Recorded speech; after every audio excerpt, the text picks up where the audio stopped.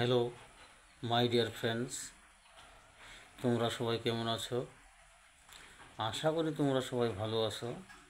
আজকে আমি তোমাদের জন্য কয়টা সেন্টেন্স নিয়ে আসছি, ইংরেজি সেন্টেন্সগুলো হলো: 1 নম্বর, আমি ইংরাজি পড়তে পারি। এটা হবে আই ক্যান রিড ইংলিশ। মানে আমি ইংরেজি পড়তে পারি। 2 নম্বর, সে নদীতে ভালো সাঁতার কাটতে পারে। He can swim in the river well. সে নদীতে ভালো সাঁতার কাটতে পারে। He can swim in the river well. 3 number, তারা ভালো ফুটবল খেলতে পারে। এটা হবে they can play football well. মানে তারা ভালো ফুটবল খেলতে পারে। 4 নম্বর, তার বোনে ভালো ইংরেজি লিখতে পারে। হার সিস্টার ক্যান রাইট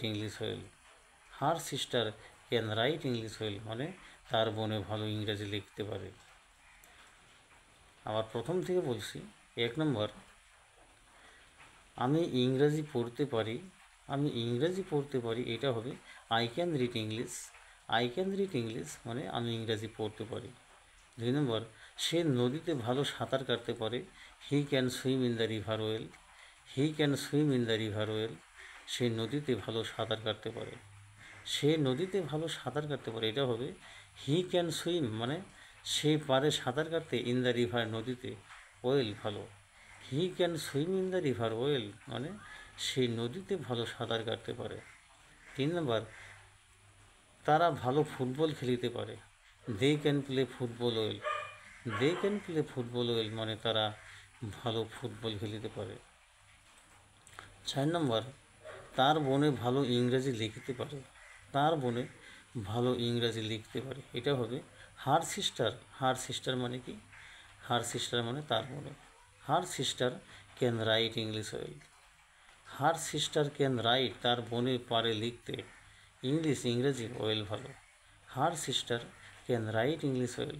তার বোনে ভালো ইংরেজি লিখতে পারে। হ্যালো ফ্রেন্ডস, আজকের সেন্টেন্স এই কয়টাই। আশা করি সেন্টেন্সগুলো ভালোভাবে বুঝতে পারবে। আজকে এখানেই সমাপ্ত করছি। ভিডিওটি ভালো লাগলে লাইক করবে, সাবস্ক্রাইব করবে, কমেন্ট করবে, যাতে পরবর্তী ভিডিও তোমাদের কাছে পৌঁছে। আজকে এখানেই সমাপ্ত করছি। তোমরা ভালো থাকবে। Thanks for watching.